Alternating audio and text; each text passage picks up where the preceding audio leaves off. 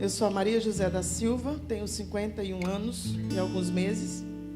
Sou paraibana, sou cantora católica, fundadora de alguns movimentos em defesa da vida no Brasil, mas especificando aí na propaganda, na divulgação, eu me identifiquei como Movimento da Cidadania pela Vida Brasil Sem Aborto, sou da diretoria executiva da Direção de Mobilização no Brasil. É um movimento apartidário, supra-religioso, onde a gente tem condição de unir todos os segmentos, todas as pessoas de boa vontade em defesa da vida no Brasil. E como movimento Juntos pela Vida, eu tenho a grata alegria de saber que Deus uniu, e hoje aqui só se confirma o que ele fez lá atrás, que é ter o Dr. Fabrício aqui e o Tiba. Foi através dele que eu conheci o Tiba, foi através do Tiba que eu fui para o PHN, foi através do PHN que acabou a paz na minha vida, porque eu funciono 24 horas, eu só repouso quando não tem jeito, porque o nosso apostolado é árduo, a nossa guerra é espiritual, e assim a gente vai experimentando essa alegria de Deus na nossa vida. E ontem, o Fabrício falando aqui, eu falei, caraca, Deus é tremendo, cara. Deus é tremendo, a gente não tem noção, dimensão do que Ele sonha para a gente, do que Ele sonha para cada ser humano. E se nós tivéssemos um carocinho de mostarda apenas de fé, a gente ia realmente sobrepor tudo isso que está acontecendo no nosso país. Então, não pense que você não pode, você pode tudo. Eu acabei de fazer uma formação aí do Napoleão Hill, que é o curso de Mastermind, e o que eu nunca esqueço, como um princípio dele ter feito ao longo de pesquisa de 20 anos, não sei se alguém conhece, leu sobre 17 leis do êxito, ele fala que nós temos braços, nós temos pernas, nós temos voz, nós temos coração, nós somos humanos. Então, não difere em absoluto aquela pessoa que tem capacidade de você, que pode achar que não tem, mas que você tem essa capacidade.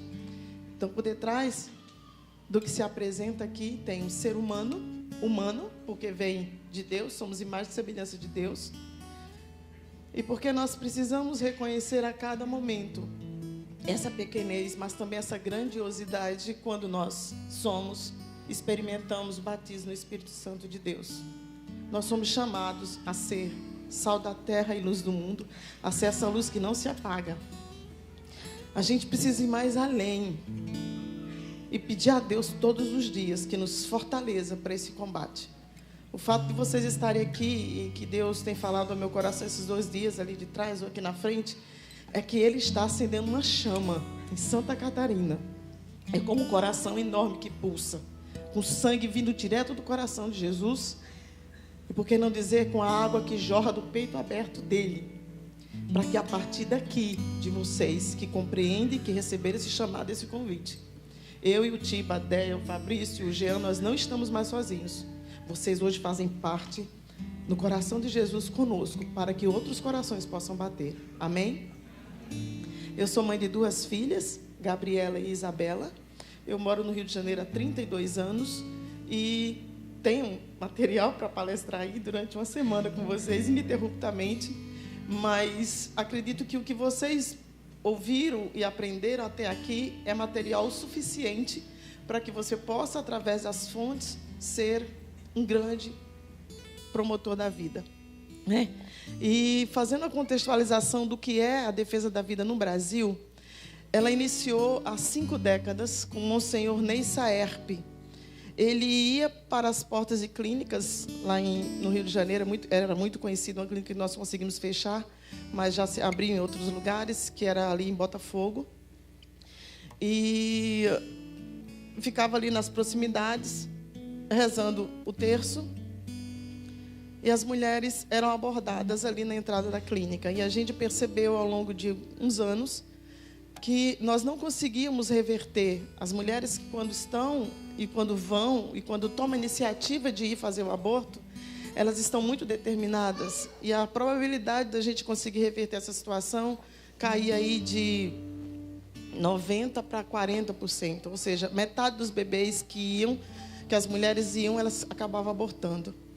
E aí Deus nos deu essa moção, né, esse insight, de que nós partíssemos desse princípio, que quando ela busca algo, a gente vai em sua direção, ela achando que vai receber algo de nós. Ou seja, eu sou conhecida, né, no Rio de Janeiro como Agente Maria. Né? Meu nome é Maria José, a gente tem como regra e dom e mandamento de Deus não mentir. Então, a gente não mente. Então, eu sou Maria, Zezé, Mariazinha, Mariana, tudo Maria. Eu uso Marie, uso Mary e assim sucessivamente, né? Porque a gente precisa ser mais esperto, né, Tiba? Vou arrumar um nome para o Tiago. Tique, Tiago, né? Tiba, Tibe, Tiba, né? A gente só não mente. E a partir dessa experiência que a gente conseguiu, com a graça de Deus, mudar a nossa dinâmica de trabalho. Mas por que eu estou falando isso para vocês? Porque ninguém nasce sabendo. Eu aprendi pela dor. Né? Eu voltei para Jesus pela dor. Eu sou uma pessoa convertida aos 34 anos, quando eu tive a experiência do crisma. Mas eu era uma alma ferida. Eu vinha de 20 anos. Eu fiquei 20 anos afastada da igreja. Eu era cantora de banda de forró.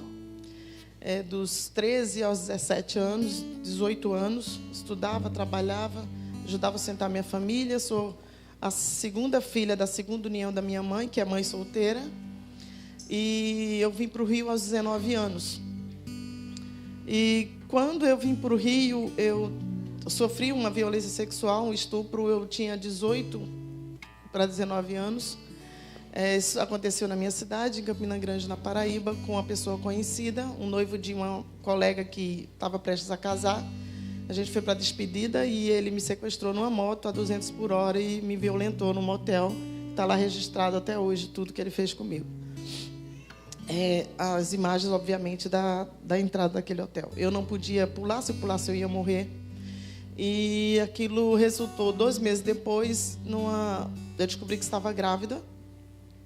Eu sempre fui uma menina de muita, eu diria assim, a minha cegueira espiritual me levava a achar que, porque eu era aquariana, eu tinha 100 anos de vivência a mais que os outros signos. Eu bebia desde os 11 anos.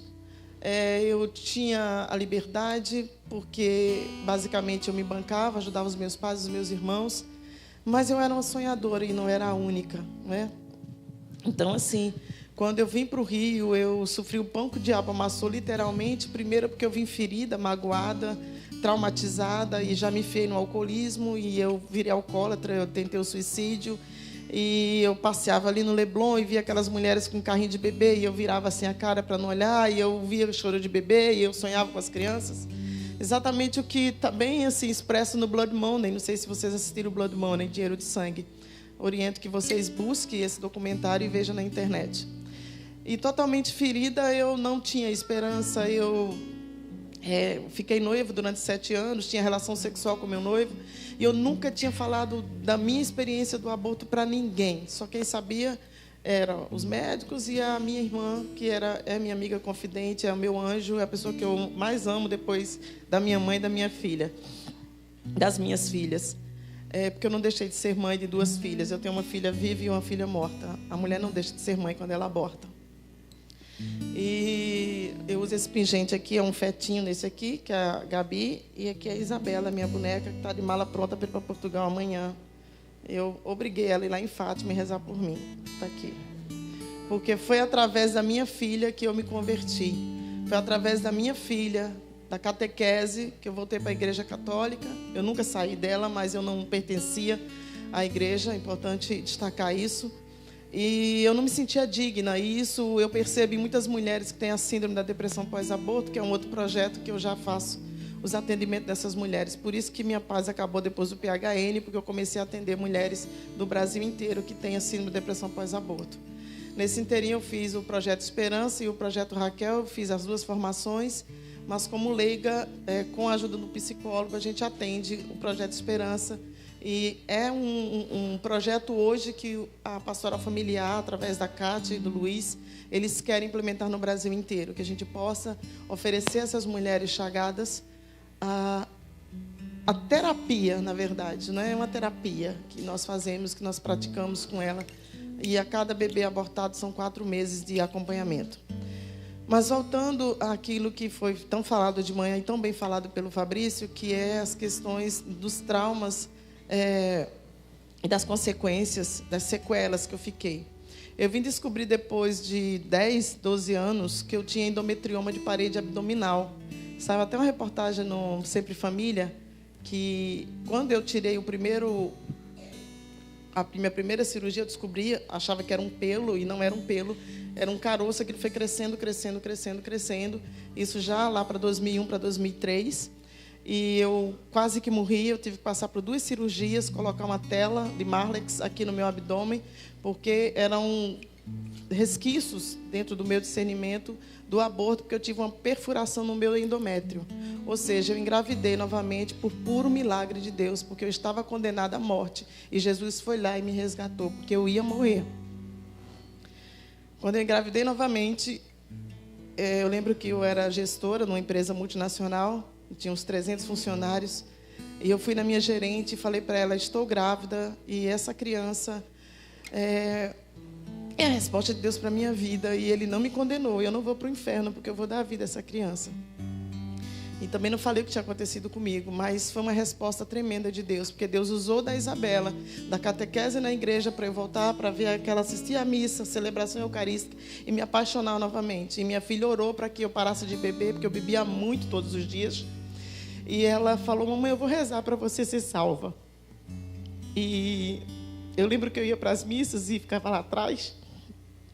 E quando muitas vezes cantava, até mesmo o meu ministério, que eu parei com tudo, e foi a primeira coisa que Deus resgatou, foi esse desejo de eu servir a Jesus no ministério de música. Mas quando eu descobri o apostolado Provida, eu falei, isso aqui é o remédio. E eu caí assim de paraquedas, porque eu estava muito bem lá no ministério de música, e aí uma prima minha de 2º grau era enfermeira de um hospital do Andaraí, no Rio de Janeiro. Ela falou assim, olha, vai ter uma reunião da comissão arquidiocesana que está sendo formada agora, com Dom Dimas, e eu não vou poder ir, queria que você fosse. E naquele dia, dentro da arquidiocese, no 2º andar, eu conheci a Doris Hipólito, conheci a Elizabeth, alguns outros membros do Movimento Provida, o padre Lincoln na época, e me apresentaram um documentário chamado Espécie, que eu não vou passar aqui porque vocês vão assistir depois. E nesse Espécie foi exatamente o material que nós preparamos para a campanha da Fraternidade 2008, que como eu já estava dentro da arquidiocese, eu já participava do conselho de pastoral, né? Eu, quando me converti, eu queria ir para todas as missas que tivesse ao redor, 2, 3 quilômetros, que eu pudesse ir a pé. Eu ia 3, 4 vezes por dia.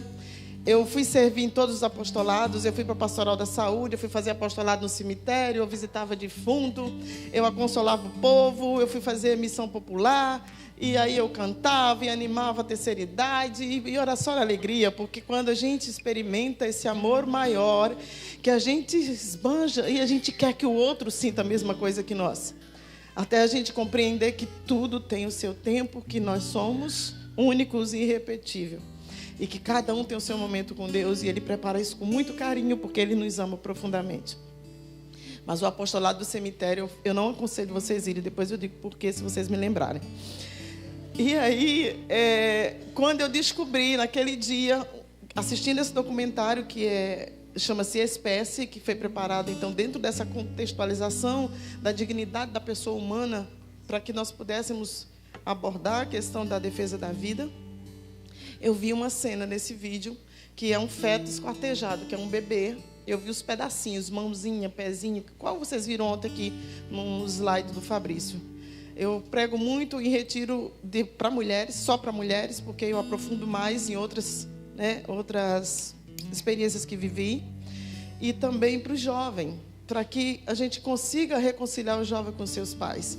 Porque o que mais maltrata hoje, o que mais denigre, o que mais destrói a nossa juventude é a falta de confiança dos filhos nos pais, ou o medo e o temor dos pais. Isso é algo que a gente tem vivido constantemente, e isso é muito ruim. Porque quando você diz para um jovem, busque alguém que você ama e que confia, ela diz, eu confio na minha colega, ela já fez aborto e não aconteceu nada com ela, eu quero fazer também, né? E aí, quando eu vi esse vídeo, eu falei, meu Deus. Aí foi aquela crise. Eu falei, então não foi só um coágulo de sangue, como falou a Gisele Bündchen há uns 4, 5 anos atrás, que o bebê podia ser abortado até 4 meses, porque era só amontoado de célula. E aí ela engravidou a primeira vez, eu rezei pelo bebê dela, a segunda eu rezei pelo bebê dela. E quando eu iniciei no Provida lá atrás, 70% das chamadas que a gente atendia era de mulheres com gravidez até 12 semanas. Hoje eu atendo mulheres, esse bebê aqui são de 5 para 6 meses. 6 meses. Eu já atendi menina com 8 meses e meio de gestação procurando um aborto. E a menina tem o nome da minha filha, Isabela. Então, assim, tem algumas coisas que quando cai na rede, eu falo, essa é minha, ninguém pega. Né? E aí a gente já consagra o sangue precioso de Jesus. Para vocês perceberem o quanto essa cultura de morte que está impregnada no mundo, não só no nosso país. É lamentável, é muito triste que crianças ainda morram por omissão, por nossa omissão. Zezé, mas eu digo todos os dias e repito, até aqui eu não fiz nada. Porque ontem eu fiquei ali atrás e falei, meu Deus, foram 500 crianças que eu já consegui intervir pela tua misericórdia para que elas nascessem. E é 2 vezes isso aqui para aplaudir, porque isso é graça de Deus.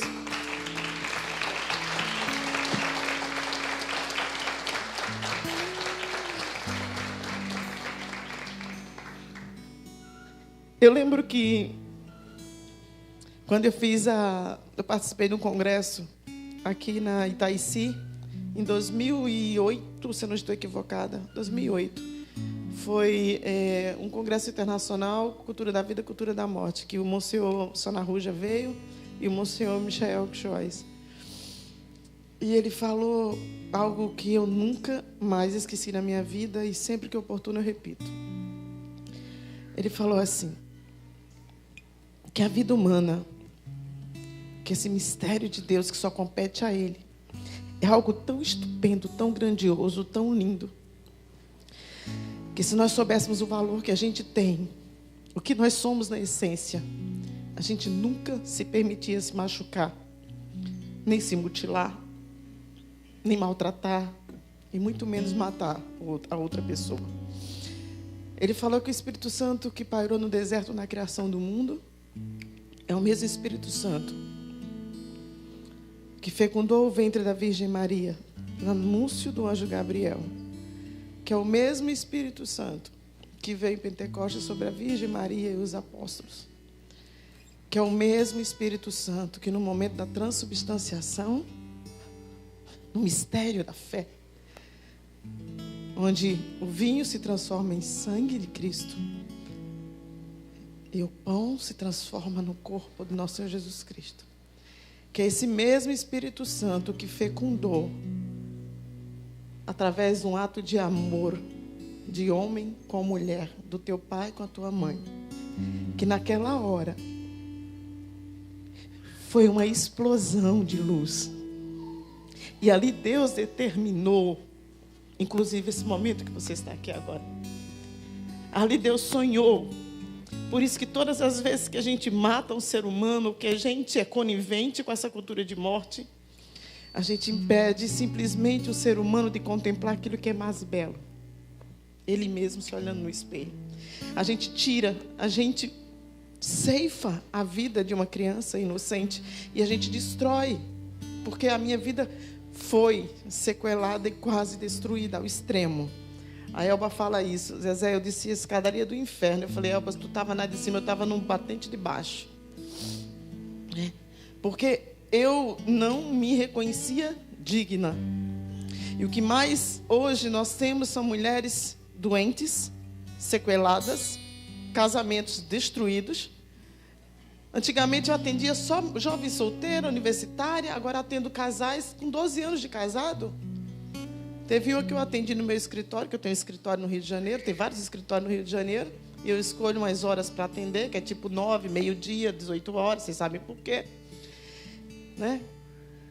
E não tem dia nem horário. Eu vivo nesse apostolado há 12 anos, eu fiquei doente, efetivamente, fiz 7 cirurgias de tendinopatia crônica. Eu já operei braço, ombro, punho e fiz 2 cirurgias de abdômen. Além da minha filha, que nasceu por cesariana, a outra, a Isabela. Eu sinto dor, eu sentia muitas dores. E parece que quando eu resolvi aceitar essa missão, eu era triturada. Eu tenho uma parceira que ela toma banho gelado no frio às 6 horas da manhã. Eu falei, olha, eu prefiro o jejum de 24 horas do que tomar um banho gelado, porque eu sinto muita dor. Ela falou, Zezé, mas vai ter casos que você vai precisar fazer esse sacrifício, e eu faço esse sacrifício. Né? Eu passei desde então, da minha conversão, que foi outubro do meu crisma, eu fiquei 1 ano, desde 2003. Eu falei para Jesus que o meu corpo era templo do Espírito Santo de Deus. Então, naquele dia que eu recebi o sacramento e a unção na minha fronte, eu falei, a partir de hoje, Senhor, eu te entrego a minha vida, eu te entrego o meu apostolado, eu te entrego a minha castidade.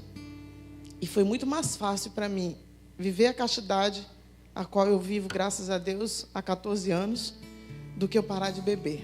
Para vocês verem como a dependência é ruim e difícil. Eu vim conhecer o movimento da Renovação Carismática Católica, eu vim participar do grupo de oração, depois eu passei para o núcleo, pregação, ministério de música, mas ninguém sabia de nada da minha vida, isso desde lá de 2004. Eu só tornei público que eu tinha sido violentada, estuprada, tamanho é a vergonha que a gente passa, porque muitas vezes as meninas vêm e se sentem culpadas por terem sido violentadas, e elas não têm culpa disso. E só a partir daí que eu fui entender que eu precisava perdoar. E esse é um processo muito doloroso, muito delicado. Primeiro que a minha mãe sofreu violência quando ela tinha 10 anos. Isso era uma maldição que sobrecaía sobre a minha família. E eu falei, Satanás, tu não tem poder. A partir de hoje eu vou viver a castidade e eu vou ser curada do vício do álcool. E um detalhe, eu descobri que eu nasci no dia 18 de fevereiro de 1967. Eu nasci no dia que aconteceu a experiência de Pentecostes Induquese com os irmãos da Renovação Carismática Católica. Eu sou filha da Renovação Carismática Católica. Pode aplaudir.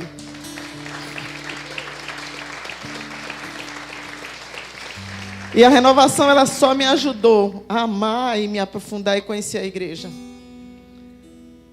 E aí, gente, eu achava que era muito pouco o que eu fazia, e eu fui descobrir toda essa conjuntura política, o que acontecia, o que ameaçava a vida humana, e eu queria fazer tudo, e fazia mesmo. O bispo comprava minha passagem, me hospedava na CNBB, ia fazer lobby em Brasília. Eu falei, minhas pernas têm varize de subir em porta de gabinete, e bater, e fazer enquete, conhecer, e a gente trabalhou muito, muito, muito para sepultar o 113591. Aí eu vim entender e compreender o que acontecia nos bastidores da política, por que se queria aprovar o aborto no Brasil, e isso se perpetua, infelizmente, até hoje. Aí você diz, é culpa da nossa igreja? Não, nós vemos resistindo até aqui, mas nós somos culpados na medida que nós somos omissos, que a gente diz, não, eu tenho aversão à política, não tem nada a ver com isso, eu não quero isso. Porque esse era o meu pensamento. O mesmo pensamento de quando, antes de eu ter sido violentada, eu achava que a mulher tinha direito ao seu próprio corpo, que podia abortar, que podia transar com quem ela quisesse, que estava tudo certo. Ou seja, quando você está fora da graça de Deus, você está cego espiritualmente e você não tem a dimensão de nada. Você é um objeto. E o que eu mais falo para as crianças é aquilo que eu ouvi para os adolescentes no dia que eu fui ouvir uma palestra de crisma, que uma amiga minha que era cantora, infelizmente saiu, afastou do ministério. Ela falou assim, e aquilo bateu como uma flecha em mim. Eu comecei a chorar muito naquele dia, ter nojo de mim. Ela falou assim, você não é templo, você é templo do Espírito Santo, você não é depósito de orgasmo. E quando eu vi aquilo, eu falei, meu Deus, eu preciso viver a castidade, Senhor. Porque a boca que toca, a boca que te recebe, não pode profanar o teu próprio corpo. O único meio da juventude não abortar é viver a castidade. Eu prego a castidade como uma virtude, inclusive para os casados. E fico muito triste quando eu chego diante de um casal que o amante mulher vem buscar um aborto. Teve uma situação que eu atendi no centro do Rio, que eu vim descobrir depois, que era um policial. Ele veio com aquela mulher, ela grávida de 4 meses, de gêmeos. Eu fui atender no centro do Rio.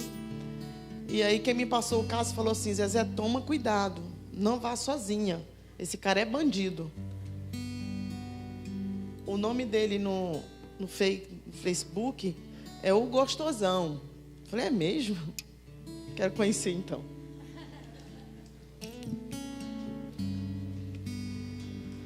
E aí, quando ele chegou, eu olhei para ela assim, ela veio com um neném, 5, 6 anos, um neném não, uma criança do lado, ele na frente, eu marquei o lugar onde a gente ia se encontrar, e ela andando com seminua, com seio meio aparente, com vestido bem colado.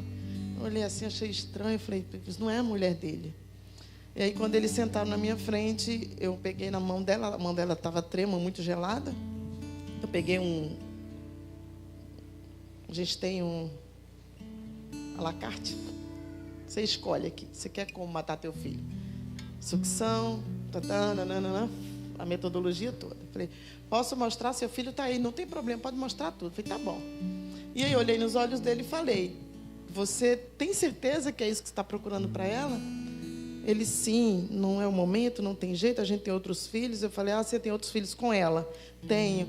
Eu falei, olha, desculpa, ela está com 4 meses, são 2 bebês. Aí eu falei para ela, ele já te falou que você pode morrer no procedimento?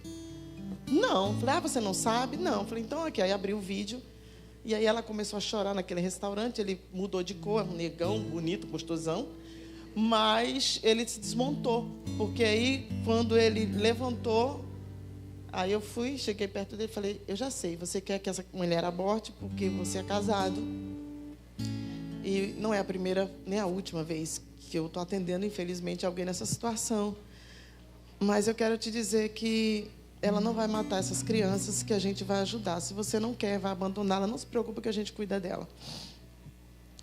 E aí, a gente tem um centro social que a gente conseguiu abrir no centro do Rio, na igreja Nossa Senhora do Parto, onde eu fazia grupo de oração toda quarta-feira às 15 horas para atender essas mulheres com depressão pós-aborto.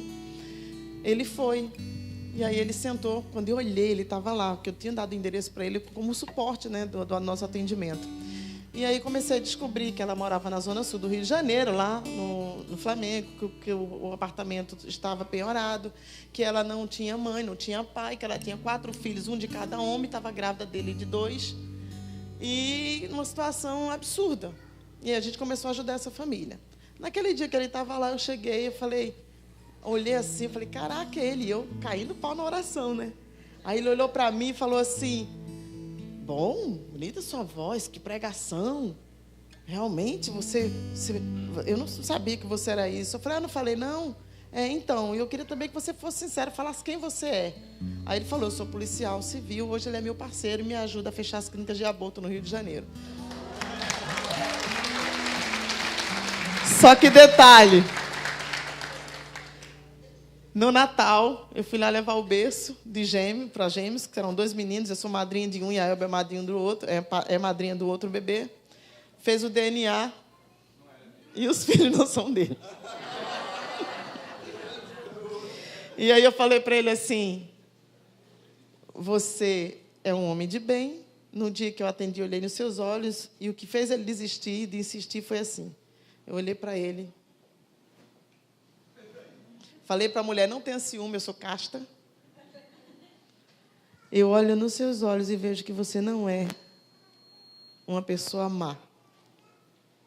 Você é um homem de bem. Ela não precisa passar por isso e você carregar essa culpa. Ele separou da mulher, estava em processo de separação da mulher. Quando ele fez o exame que me ligou, eu falei, mas você é José. Essas crianças já te amam, desde o ventre. Então, ajude ela. Ela só precisa disso. Você não é obrigado a ficar com ela, mas volte para a sua mulher. E falei para ela, Deus não quer essa vida de miséria para você. Você não precisa do homem de ninguém. Permita que o Senhor resgate a tua dignidade, que você seja curada, que você cuide dos teus filhos. Seus filhos não merecem isso. Porque é muito fácil você falar para uma mulher, não mate o teu filho. né? Você precisa, isso é algo que a gente conquistou ao longo dos tempos do Movimento Provida, a cuidar daquela pessoa. Eu só fico satisfeita quando eu vejo levantando lá no altar, no batizado, assim que o padre levanta o bebê lá e oferta a Deus, né? Agora, as irmãs evangélicas são as que mais buscam aborto, infelizmente, hoje, dentro das estatísticas do Rio de Janeiro. E a experiência que eu tenho tido é também a experiência do mistério de fé, de pessoas que tinham aversão à Igreja Católica e que passam a nos respeitar e nos amar quando a gente vai até elas e ajuda. Eu fui fazer uma palestra na Igreja Assembleia de Deus, no Complexo do Alemão, numa área muito bacana do Rio de Janeiro. Você vai. Na verdade, eu fiz um programa de rádio. Ele ouviu o meu testemunho num programa de rádio e ele me ligou e falou: olha, eu sou pastor da Igreja Assembleia de Deus, a igreja tradicional, e eu tenho 400 jovens. Os jovens, alguns se relacionam sexualmente, e eu tenho medo de ser conivente com a prática do aborto. Então, eu queria que você estivesse na minha igreja. E eu fui, passei o vídeo, aquele espécie, né, e falei do DIU. E quando eu terminei de falar, ele falou assim: é a primeira vez em 110 anos de Assembleia de Deus que esse microfone é passado por uma pessoa de outra denominação religiosa para falar. E a senhora foi boca de Deus, a senhora falou com tanta propriedade. Porque eu comecei fundamentada onde? Na palavra de Deus, Deuteronômio 30:19, 5º mandamento da lei de Deus. Então, quando a gente vai atender uma mulher que ela diz que ela é religiosa ou não, e muitas vezes elas mentem, porque é muito mais cômodo para a gente negar a nossa verdade para sujeitar aquela prática assassina que a gente vai cometer. Eu entendo o que é isso, porque eu já passei por isso. E aí, quando ela diz que é evangélica, eu falo, Deuteronômio 30:19, eis que põe à tua frente a vida como um bem, a morte como um mal, escolhe, pois, a vida, para que seja feliz tu e tua posteridade. Falo o 5º mandamento, falo, olha, deve estar sendo difícil para você cometer isso, né? E aí teve um caso que a gente meio que partilhou, e o Fabrício, que ele atendeu essa gestante, me ajudou muito financeiramente, inclusive, com essa gestante, e paro de falar dela e volto para o meu depoimento, que é a Tatiele. Todos os casos que apareceu na mídia nos últimos 10 anos, eu diria que 90% dos casos que apareceu na mídia, sensacionalista, de aborto, eu só perdi aqueles casos de Alagoinha, não consegui ir. Porque quando eu sou chamada por uma pessoa, que eu não vou dizer o nome, que o Tiba sabe quem é, eu estremeço, eu largo tudo, tudo. Nesse dia eu estava na adoração, no santuário, na adoração perpétua. Eu estava diante do sacrário, ele me mandou uma mensagem, eu abri. Quando eu abri a mensagem, ele falou assim: essa vida só pode ser salva por você. Você tem que estar amanhã no Mato Grosso do Sul. Era 10 horas. E não se assuste com o valor da passagem. Já está comprada. Aí falou, caso, não é nem da Tatiele, isso é outro caso. Foi do funileiro. Falou assim, estava no destaque: amanhã vai ser abortado, bebê de 4 meses, jovem violentada pelo pai. Mato Grosso do Sul. Aí ele comprou a passagem. E eu disse sim, que eu não posso dizer não. Aí, meia-noite, eu saí 10 horas do santuário, passei em casa, minha filha estava com febre, estava doente, começou a chorar. Ela, mãe, você vai para onde? Eu falei, vou ali e já volto. Ali aonde? Eu falei, mamãe, vai ajudar a salvar uma vidinha, filha. Mas aonde é? Eu falei, ali, em Campo Grande, Mato Grosso do Sul. Mas você conhece alguém lá? Eu falei, a mamãe, pessoalmente, não posso mentir, conheço uma pessoa que é da renovação. Mas não se preocupe, a mamãe já ligou para o bispo, já ligou para o grupo de oração, já buscou ajuda e vai dar tudo certo. Quando é que você volta? Não sei, a passagem é só de ida. Eu só volto de lá quando a gente conseguir salvar essa criança do aborto. E é isso aí que eu amanheci o dia lá, 7 horas da manhã, eu estava plantada na casa da pessoa, a gente consegue investigar e descobrir. E um calor absurdo, eu estava com uma blusa amarela, lembro, com o cabelão estava solto, um calor absurdo.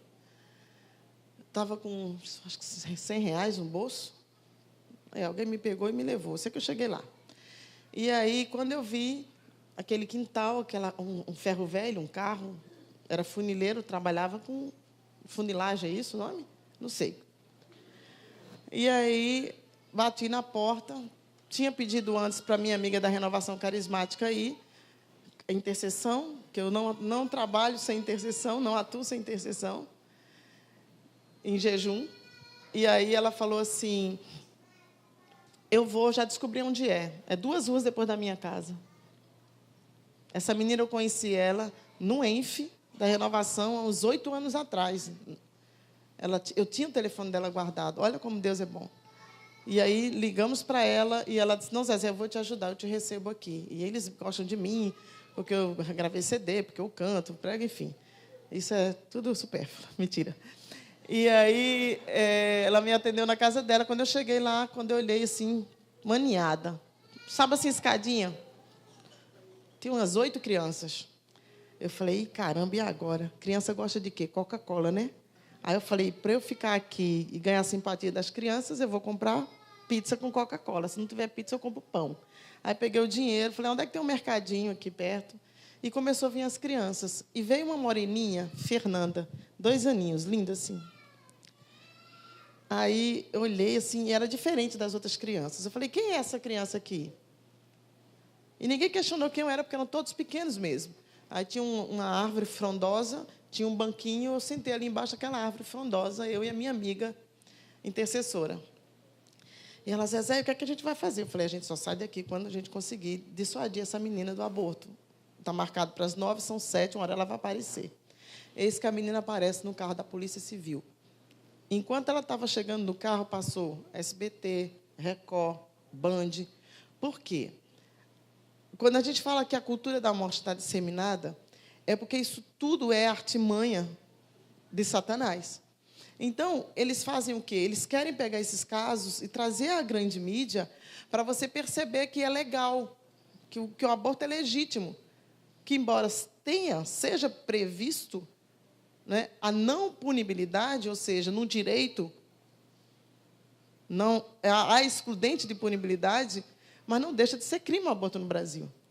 E tanto é que nós podemos recorrer, e o que eu mais faço no Rio de Janeiro é habeas corpus. Eu tenho uma rede bacana de advogados, juristas, que eu acordo de madrugada. Pode ser o Papa, né? Porque a vida está em primeiro lugar. Ela está acima de tudo. E aí, sentamos, ela chegou e olhou assim, falou, quem é você? Aí eu falei, você não me conhece, né? Veio com uma moça que estava junto com ela e falou assim, quem é a senhora? Olha, eu não quero mais saber de nada. Já veio aqui pastoral, já veio aqui padre, já veio aqui fulano, já veio aqui cicrano. Eu não quero saber de nada, eu não quero saber de vocês. Eu vim aqui só pegar minha bolsa e vou voltar. E 9 horas eu vou me internar e vou me livrar disso. Eu já estava desconfiada que aquela menina, moreninha, era dela e era filha dela com o próprio pai. Ela já tinha engravidado do pai. Na verdade, ele já tinha violentado as 2 filhas, estava molestando a terceira. Sempre com 13 anos, ele bulinava as meninas, né? Então, essa com 17 já estava grávida de 4 meses, já tinha tido uma filha com ele aos 15 anos. Ficou de 13 a 15 e engravidou do próprio pai. Então, assim, isso é matéria, isso é pano para o diabo, né? Ele adora essas coisas. E aí, todo mundo comendo pão doce, Coca-Cola, ela não entendeu nada, né? Eu com o cabelo lá, estava maior do que esse aqui, aí eu pedi para a menina vir, falei, bonito seu cabelo, sua trança, faz aqui uma trança na tia, né? Aí a menina veio, conversa vai, conversa vem, ela olhou assim, falou assim, não quero papo com a senhora. Aí eu falei, ai, querida, eu vim de tão longe. De onde a senhora veio? Eu falei, vim da Paraíba, estou mentindo? Não. Eu vim da Paraíba, querida. Da Paraíba para o Rio, são 2.548 quilômetros. E do Rio para cá, são mais 1.700. Você pode somar? Olha como eu andei para vir aqui. Mas quem é a senhora? Eu falei, você não me conhece, mas eu queria que você me conhecesse. Vem aqui perto de mim, eu sou feia, mas eu não mordo. Aí, papo vai, papo vem, aí a gestante vai e senta do meu lado. Eu estava com enxoval cor-de-rosa. Errei nessa, hein? Normalmente eu acerto. E eu levei um enxoval assim, meio disfarçado, meio compactado assim e tal, e falei assim, olha, eu sei que você já foi atendida, que já te ofereceram ajuda, que já se dispuseram, todas as pessoas aqui a te ajudar, mas eu não quero que você mude. Eu não quero que você mude. Você pode continuar assim como você está, ou seja, sendo mãe. E aí, papo vai, papo vem, eu falei, você já esteve aonde? Ela, já passei por tudo, já está tudo certo. Falei, cadê sua mãe? Ela, a minha mãe largou o meu pai. E a minha mãe vai ganhar neném amanhã. A mãe dela estava grávida do 9º filho. Ela era alcoólatra, ela abandonou o marido e casou com um amante, e a casa deles era de frente à casa dele com as crianças. E aí eu falei, a sua mãe está onde? Ela está na maternidade, vai parir amanhã, que era no dia seguinte.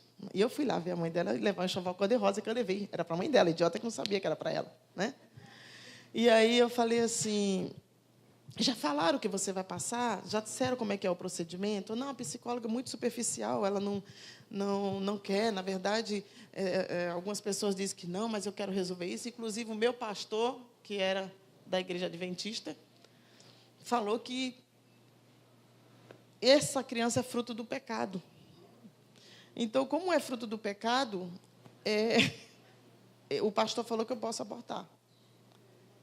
Eis que chega o pastor, a mulher do pastor lá. Eu estou com um bebezinho desse tamanho. E a mulher do pastor estava grávida de 10 semanas. 10 a 12 semanas. E eu falei, pastor, eu estou sabendo, o senhor comentou com ela aqui que o bebê é fruto do pecado. Então, esse bebê que está na barriga da sua mulher também é fruto do pecado. O senhor não sabia, não? Ele mudou de cor. Quem é a senhora? Aí eu falei quem eu era.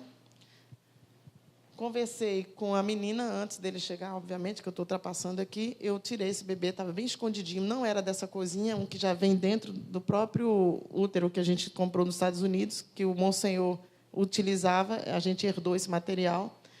Perfeito. Aí eu falei assim, quando ela falou que não, eu falei, olha, está aqui, o teu filho está desse tamanho. Ela, como? Eu falei, é. Eu falei, olha, do mesmo tamanho que a Fernandinha esteve na tua barriga. Agora, conta aqui para a tia, a Fernandinha é de quem? É do seu pai, não é? Aí ela falou que era. Eu falei, mas você tem 17 anos, você estuda fora, você sabe, você nunca denunciou o seu pai? Você nunca falou nada? Ah, porque eu tinha ele como namorado. Né? E, com a graça de Deus, Deus me deu um insight. Aí eu falei assim, o que eu percebo que te falta aqui é você ser protegida. Você não precisa matar o teu filho, a gente vai te ajudar. Mas já sei o que você precisa. Eu vou mandar construir um muro aqui. Liguei para meu querido, que me mandou para lá, liguei para o Ramalho e falei, olha, preciso que você deposite tanto na minha conta que eu quero construir um muro aqui. Vou contratar o pedreiro e a gente vai fazer um barreirão aqui para proteger essa família. Aí a gente conseguiu R$1.000. Aí eu cheguei e falei, está aqui, Deisiane, falei até o nome dela, Deisiane, está aqui o dinheiro, vamos fazer o muro. Aí ela, a senhora não está entendendo. Está atrasado, eu vou. Não, você não vai matar o seu filho. Eu faço todo o caminho de volta com você. Daí eu fui na Secretaria das Mulheres. A psicóloga me atendeu, uma irmã evangélica, e ela falou assim, o que é que houve? A Deisiane, essa moça apareceu, disse que vai me ajudar, se eu não quiser a criança, a gente pode encaminhar para adoção. E ela veio de muito longe e falou que eu não preciso matar o meu filho, porque ela me explicou o que é que vai acontecer com ele, que vocês vão me dar uma injeção, que ele vai sair esquartejado aos pedaços, e eu não vou mais abortar.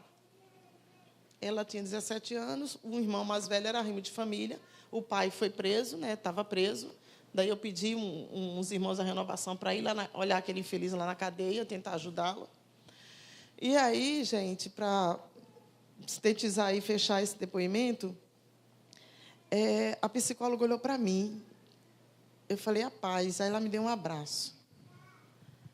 Ela começou a chorar. Ela falou assim, eu estou com esse caso já há pelo menos uma semana. Todos os dias eu ponho o meu joelho no chão. Porque eu, como psicóloga profissional, não poderia dissuadir, eu não podia falar para ela não matar o filho. Mas você, Maria José, é a resposta do meu Senhor Jesus às minhas orações. Muito obrigada, porque você saiu de tão longe e veio até aqui para não deixar que matasse essa criança. Você é boca de Deus. Mas não acabou aqui, você tem que ir lá falar com a delegada. Fui na delegacia falar com a delegada. Eu já pareço uma delegada, mas ela era 3 vezes maior do que eu. A senhora não pode fazer isso. Ela tem o direito de fazer esse aborto. De onde a senhora é? Quem a senhora é? Aí, nessa hora, eu falei, né? Eu sou a Maria José, fundadora da Comissão Arquidiocesana de Promoção e Defesa da Vida do Estado do Rio de Janeiro. A minha igreja tem casa de acolhimento. A minha igreja tem psicólogo, tem assistente social, tem advogado. Está aqui, está todo mundo pronto aqui para ajudar essa família. Só não sabia, não? Só não. Aí ela, muito fria, eu falei, tudo bem, doutora, então eu vou falar uma história para a senhora. Aí contei o meu testemunho para ela.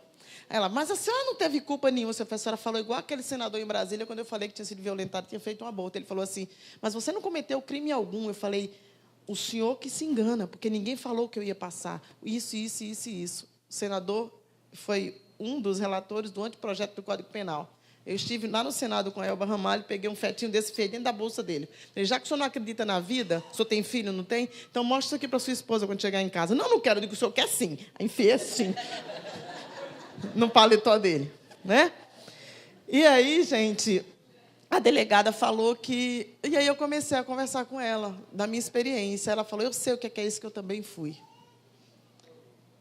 Aí, nitidamente, a gente percebe um coração machucado, dolorido, que busca a misericórdia de Deus, ele é restaurado. Um coração que se fecha ao ódio, ao amargo, ao ressentimento, ele vai permanecer doente. Então, foi anulado todo aquele processo. Depois eu mandei mais R$1.000 para a Deisiane para fazer o muro. Falei, e aquele primeiro 1.000? Ela, ai, Zezé, a gente foi no mercado e a gente comprou comida. Falei, bom mercado, hein? Aí o segundo também. 2 anos depois, eu fui com a Elba fazer em 2013, eu e a Elba, a gente viajou o ano quase todo pelo Brasil. Eu abri os espaços para a gente dar os nossos testemunhos. E aí, a Elba... A gente tem um amigo em Curitiba, que é o padre Dirson, e ele mudou lá para Mato Grosso do Sul. Aí ele quis me levar para Mato Grosso do Sul. Aí ligaram, perguntaram se a gente podia. Falei com ela, falei, vamos alinhar as nossas agendas para a gente ir lá. Vamos lá. O que vai acontecer? Um dia de novena, fica tranquila. A gente vai ficar de 6 da manhã às 6 da noite, depois você está liberada. Um calor, mas o padre fez uma estrutura linda, linda, linda. Naquele dia foram 45.000 pessoas que a gente falou o dia inteiro. A Globo foi lá, entrevistou a gente e tal. Quem veio nos visitar? A Deisiane, com o João Gabriel no colo. O nome do menino é o nome do policial que ajudou ela, porque ela se apaixonou pelo policial. Assim, fácil. Quando que a gente vai abastecer as nossas carências com o amor de Deus, né? E partindo dessa experiência, a gente descobriu nos autos do processo que esse homem, esse infeliz, sofreu uma violência sexual aos 7 anos. Ele foi estuprado aos 7 anos de idade. O pai dessas crianças era um homem doente. Porque é monstruoso ser violentada. Eu sei porque eu passei por isso. Vocês imaginam um homem, um menino, um garoto passar por isso? Ele continua preso. 2 anos depois, em 2016, eu faço promessa para a nossa Perpétuo Socorro, para minha filha passar para medicina numa faculdade pública, porque eu não tinha dinheiro, eu fiquei desempregada, recebendo pelo INSS, recebi alta, operava, voltava, chagada, ia, atendia, voltava. E, nessa experiência, minha filha passou para Campo Grande, Mato Grosso do Sul. Você conhece alguém lá? Eu digo, conheço. Falei, padre disso, a minha filha passou, tem 2 dias para eu chegar aí e fazer a matrícula da minha filha. Ela passou para a faculdade pública, eu não tenho condição. Zezé, você é sempre bem-vinda, fica tranquila.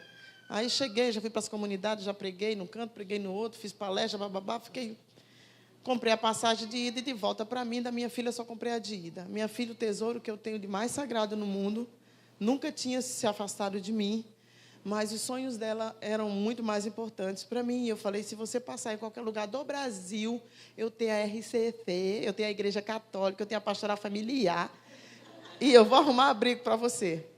E aí o padre nos acolheu, ficamos lá, eu fiquei lá de 12, acho que a 26, 27. O aniversário da minha filha era 1º de março. É 1º de março. E aí, o padre me hospedou. Eu falei, gente, mas Deus vai ter... Nossa Senhora, tu fez o primeiro, agora tem que fazer o segundo. Eu tenho que voltar para o Rio, não vou deixar minha filha na casa dos padres. Ela precisa ter o espaço dela. E comecei a orar a Deus, orar a Deus. Eu falei, Deus, tu és o Deus da providência. Senhor, eu sou tua serva. Jesus, eu te sigo. E aquele que te segue não andará nas trevas. Senhor, me ajuda.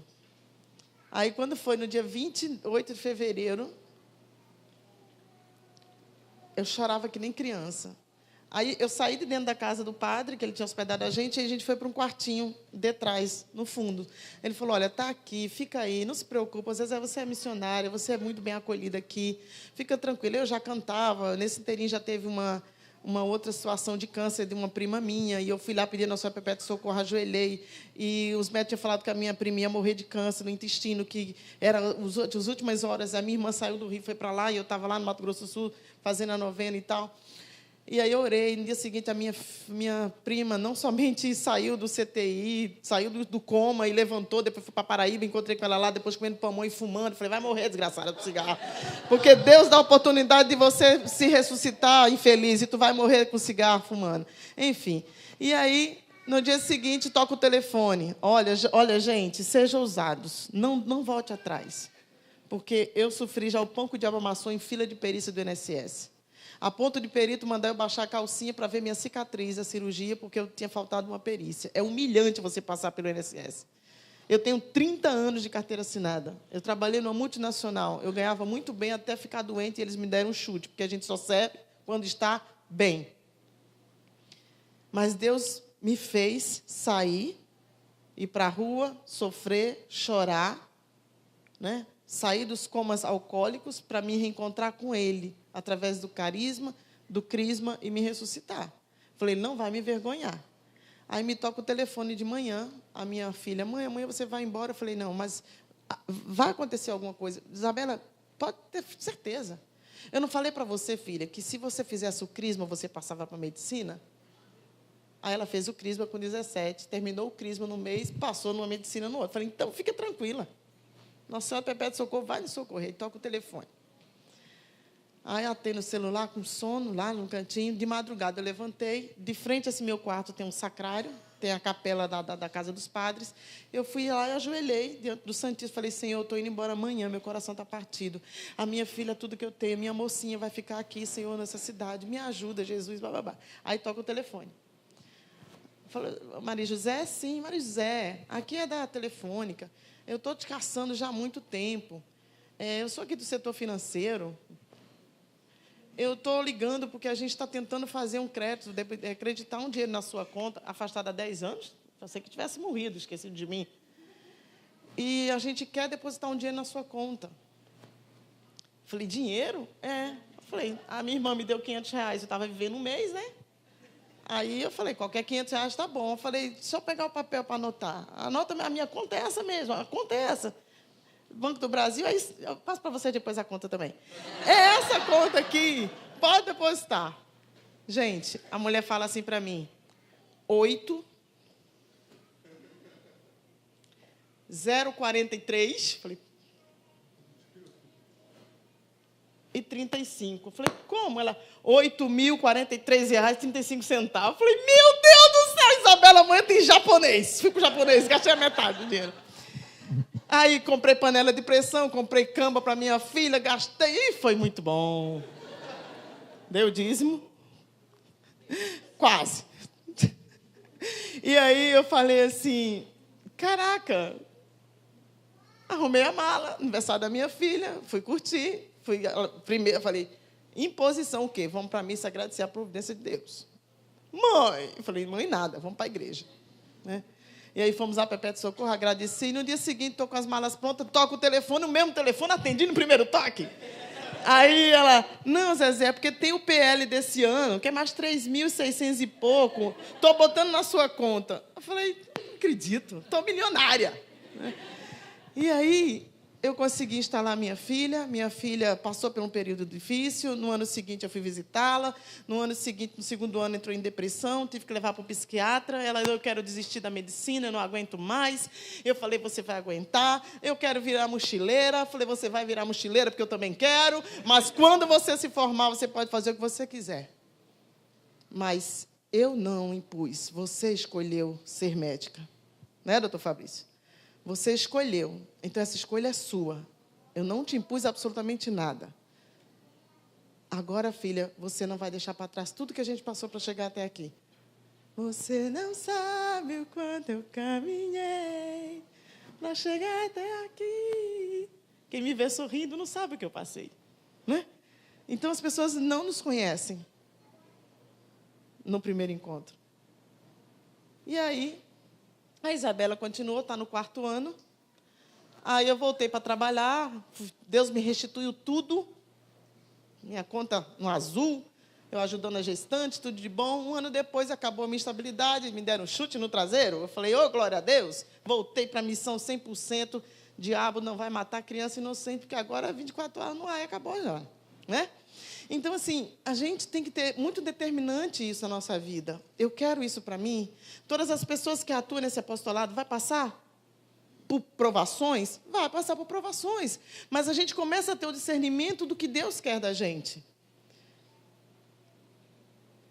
A gente começa a ter uma dimensão macro das situações, das coisas, e Deus começa a nos mostrar os benefícios dele e aquilo que ele faz. Porque quando a gente se determina a fazer alguma coisa para Ele, Ele está cuidando dos nossos, Ele está cuidando da gente. Mas nem sempre a gente é bem-sucedido. E teve uma situação em Goiás que o bebê foi morto aos 4 meses, esquartejado, com a anuência de uma desembargadora que estava substituindo um juiz. E ali eu vim perceber todas as articulações dos segmentos feministas que tentam destruir. Elas agora, sabendo do trabalho dos Providas, elas estão abrindo casas, clínicas, de frente aos hospitais de aborto, que é para não ter perigo. E aí entra Nossa Senhora como a grande intercessora da vida, como aquela mulher que pisou a cabeça da serpente. Porque quando a gente está diante dessas meninas que a gente reza o Pai Nosso, elas até rezam junto com a gente, mas quando é Ave Maria, se ela estiver lá infestada, se ela estiver lá com o demônio no ouvido dela, e é muito comum isso acontecer, eu ponho a mão para orar pela cabeça, isso aqui delas mexem. Não fale o nome dela, né? Tamanha a ojeriza que o demônio tem da Virgem Maria. Tamanho é o pavor. Então, Nossa Senhora, ela é aliada. Então, para o primeiro instrumento que nós precisamos tocar para salvar vidas é o Santo Terço ou o Santo Rosário. Isso aqui que vocês receberam ontem, que eu estava olhando no saquinho de vocês não têm dimensão do que é essa réplica, do que essa criancinha aqui, esse bebezinho aqui. Porque foi nessa idade que eu matei a minha filha. Vocês não têm noção que a gente salva de bebês mostrando isso aqui, colocando essa réplica em cima da imagem de ultrassonografia. É o mesmo tamanho. E as mulheres dizem, não, mas está assim. Eu falei, é isso que acontece, né? Então, o nosso apostolado é algo tão louco, assim, tão maravilhoso de Deus, que eu falo de vida 24 horas por dia, onde quer que eu esteja. Não importa.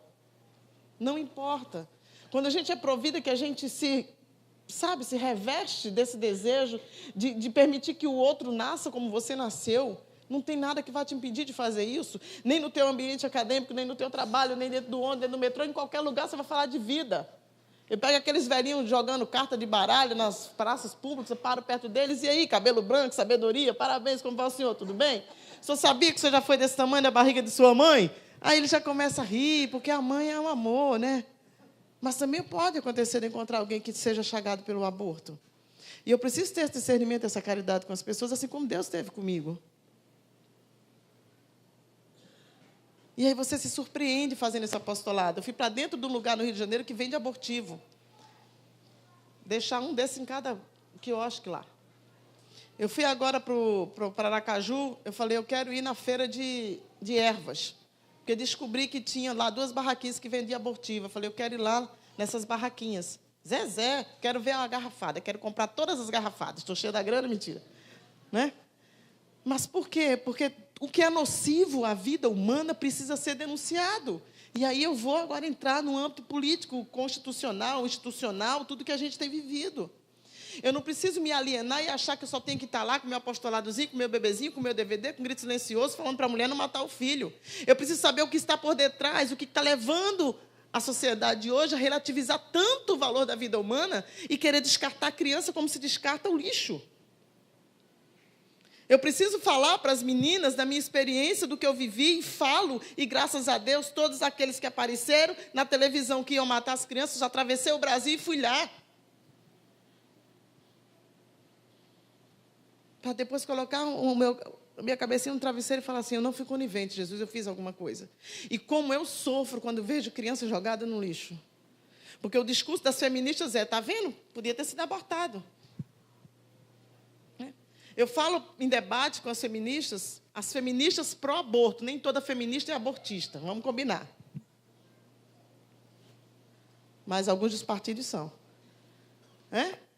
Então, nem todo mundo é. Mas você olhar para ela e falar assim, eu tive um debate com essa moça que foi assassinada lá, a vereadora, na televisão, e no primeiro momento do debate, ela, coitada, ficou desfigurada. Eu olhei para ela e falei assim, não, aqui não tem ideologia de gênero. Eu olhei para ela e falei assim, quantas mulheres sequeladas do aborto a senhora já atendeu?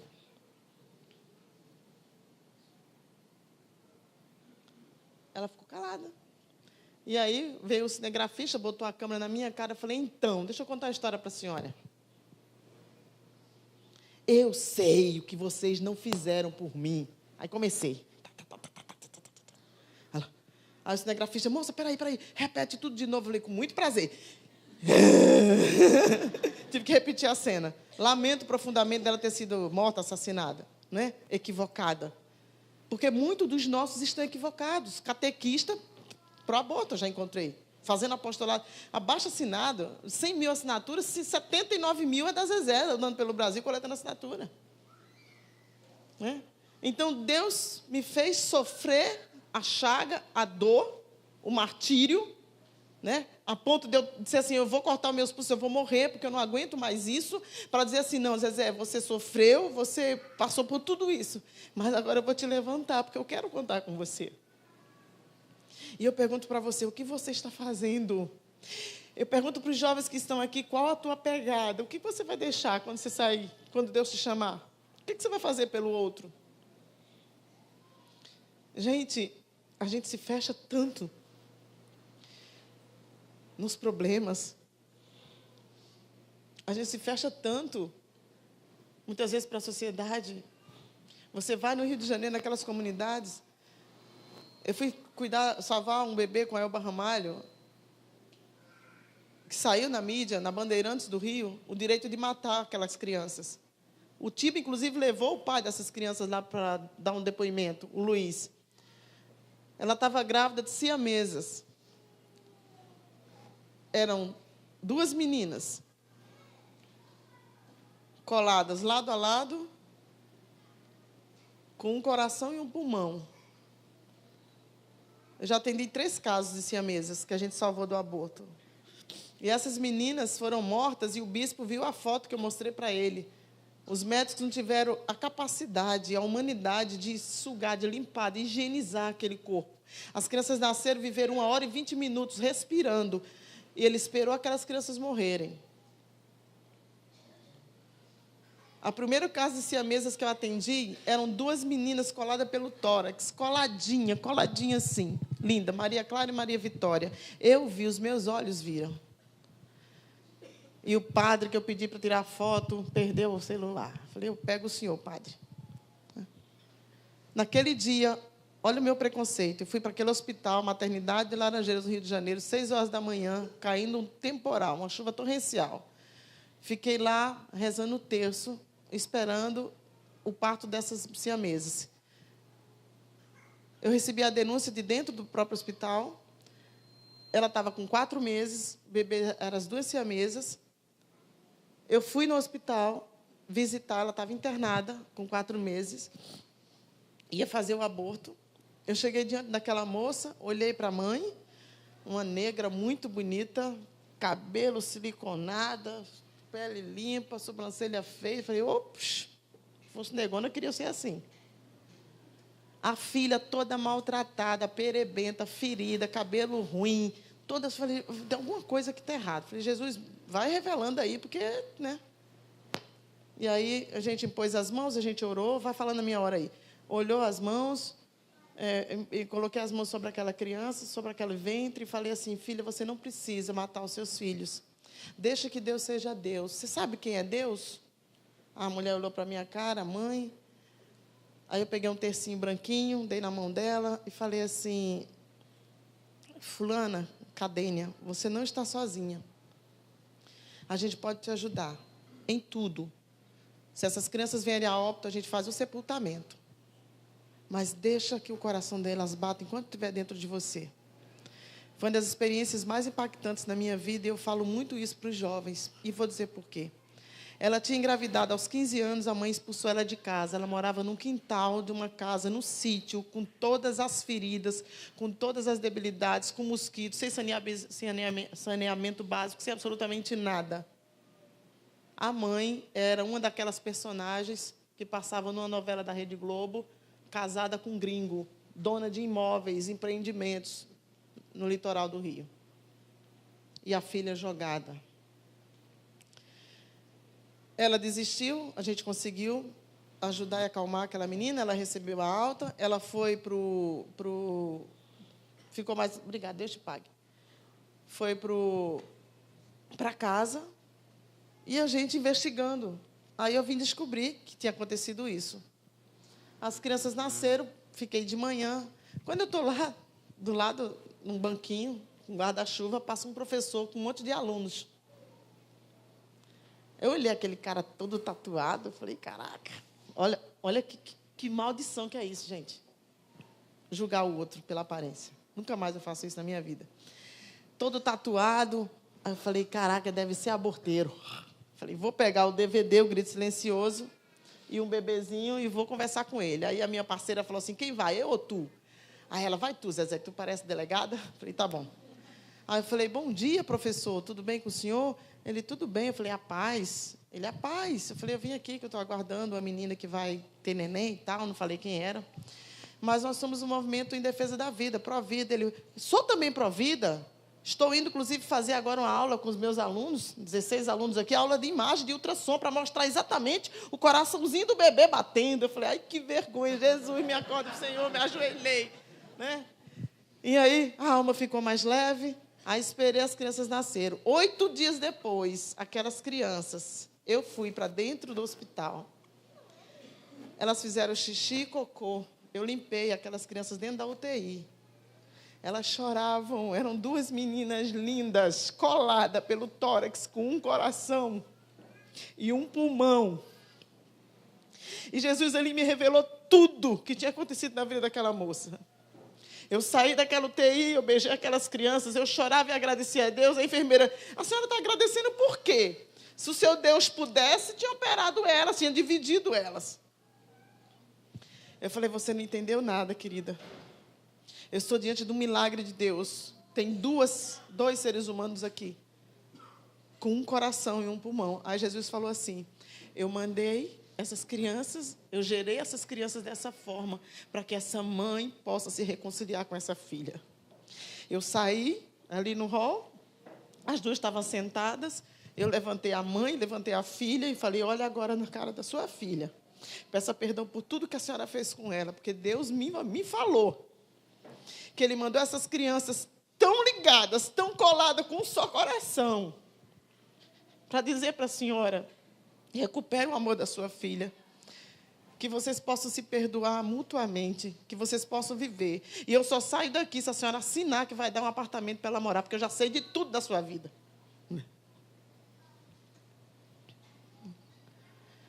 Então, Deus nos concede essa graça da gente ir mais além. Não feche os seus olhos. Olhe sempre ao seu lado. Eu faço muito isso, de passar na rua e ver gestante, de parabenizar e de glorificar, sabe? Porque a gente precisa fazer isso, enaltecer o valor da vida e ofuscar a cultura da morte, é você estar atento a esses detalhes. É você ter a capacidade no teu TCC de você fazer a tua defesa virtuosa, vida, família, né? A gente olha, a gente cuida, Nós temos a obrigação como cristãos de fazer isso, independentemente daquilo que a gente crê ou não. Agora, não se deixe levar pela falácia. Morre 200 mil mulheres, mentira. Acontece 1 milhão de abortos, mentira. Prova, cadê os túmulos, cadê os BOs? Cadê os atestados de óbito? Ninguém mostra nada para a gente. Mas é isso que vende para os nossos filhos, é isso que vende para os adolescentes. A minha filha está fazendo medicina, e eu estive com ela, e ela falou assim, a minha TCC vai ser sobre transexuais. Porque, coitados, morrem muitos transexuais aqui no Mato Grosso do Sul. Mamãe, você não sabe o que eles passam. Eu falei, filha, você está falando de ideologia de gênero, eu vou te mostrar. Eu falei, Isabela, eu não acredito. E você vai me prometer que nunca na sua vida você vai sujar suas mãos de sangue. E sobre isso aqui, eu sei o que a faculdade está fazendo com você, mas eu vou te ensinar o contrário disso. E sempre que é oportuno, eu coloco todo mundo, as alunas, as amigas dela, tudo numa sala. Chamo todo mundo para comer lá, eu adoro cozinhar. Aí vou lá para o Mato Grosso do Sul, mãe, não se preocupa. Aí bota todo mundo na mesa, assim, quando está todo mundo sentado, agora sobremesa, aula. Vocês são as alunas e eu sou o professor, vamos partilhar. Você sabe o que é isso? Aí mostra para elas. Vou para lá, eu falei, vamos fazer uma caminhada pró-vida. O que é isso? Eu falei, vamos todo mundo para o sinal de trânsito, botar a placa lá. Quem é a favor da bota buzina aí? Vamos fazer barulho. Aí, muitas vezes, a minha filha vai porque as colegas vão, não é porque ela quer ir comigo. Então, essa influência que a gente está sendo assolado nesse tempo atual, gente, é algo tão terrível, tão assombrador, tão destrutivo, que eu não posso calar diante disso. Eu preciso fazer alguma coisa. Então, não dá para a gente se omitir, achar que está tudo certo, porque o nosso filho está lá resguardado. Quantas vezes eu falei de castidade com a minha filha? Ela, mãe, todo mundo na minha faculdade transa. Eu falei, você não é obrigada a transar. Ah, não sei como é que você consegue, mãe, é uma pessoa tão nova.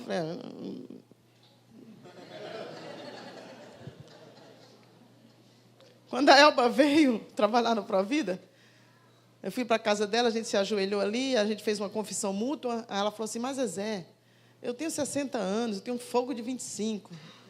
Eu falei, Elba, você já deu? Deixa aí, minha filha, guardadinho. Vamos salvar a vida do aborto. Elba, vamos viver a castidade. Ah, Zezé, eu não consigo. Diga, ah, tu consegue. Eu consigo. Mas como é que tu consegue, Zezé? Eu falei, eu consigo, tu consegue. Eucaristia diária é um santo remédio. E ela fala isso, eu vivo a castidade, porque a Zezé chegou para mim e falou, eu preciso ser boca de Deus para o outro, mesmo que ele não fique satisfeito com aquilo que eu vou falar. Mas você diferenciar o que é mal, o que é bem, para a gente está muito claro isso. O que não te traz paz é do demônio, matar é do demônio, assassinar é do demônio, abandonar a mulher gestante é do demônio. O último eu liguei para a Bahia, uns 15 dias atrás, a menina, olha, ele me deu R$200 para abortar. Falei, é mão de vaca, né? R$200. Aí eu falei, quero o telefone dele. Ah, não, ele vai ficar com muita raiva. Eu falei, raiva, ele está de você, quer matar você e o teu filho. Aí mandei uma mensagem para ele pelo WhatsApp. Ele, quem é a senhora? Eu falei, você não me conhece, mas eu vou me apresentar. Eu quero dizer para o senhor que eu já sei onde o senhor mora, eu conheço tudo da sua vida. O senhor está pressionando a fulana de tal para fazer o aborto. Não conheço essa mulher. Eu falei, isso pode estar de brincadeira. Até que ele se entregou, estou saindo de um casamento, 20 anos, estou me divorciando, estou dentro da casa da minha mulher, ainda porque eu não posso sair. Mas eu tive uma relação com essa mulher, essa menina é uma louca. Eu falei, louca? Louca é o senhor. Eu já acionei um advogado, um psicólogo local aí de Salvador. Se alguma coisa acontecer com essa moça, eu vou caçar o senhor aí. E não minto, não. Está aqui meu telefone, minha foto, bem bonita. Está vendo meu bonito? Sou cantora. Oh. Né? Aí falei com ela, falei, querida, você escolheu um homem no seu condomínio, seu vizinho. Se o cara está saindo do casamento de 20 anos, alguma coisa não está boa aí, deu algum problema, né? Aí ela, Zezé, a minha mãe me obrigou a abortar quando eu tinha 17 anos. Eu estou procurando o aborto porque ele está me pressionando, mas eu sei exatamente o que eu vou passar. Falei, não, você não vai, você não precisa disso. Você vai voltar na sua cidade, que é em Alagoas. Aí já peguei alguém lá de Alagoas, eu Provida e falei, olha, o endereço, o sítio é esse, se vira, vai lá, vai de carroça. Né?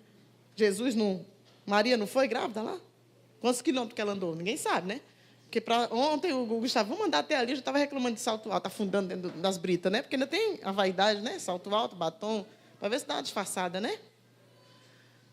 E assim a gente vai vivendo. Falou para sua mãe? Não. Mas eu já coloquei ela no psicólogo, porque ela é uma pessoa sequelada. Então, eu quero saber de você, depois de ouvir tudo isso. Você vai dizer sim ou vai dizer não à proposta de Deus na tua vida? Você que escolhe. Eu só te digo uma coisa. Você veio ontem para cá, você não sabia de nada disso. Hoje você sabe de tudo e mais alguma coisa que o Espírito Santo está revelando no teu coração. Então, a decisão é sua. A vida como o bem, a morte como o mal. Orai e vigiai.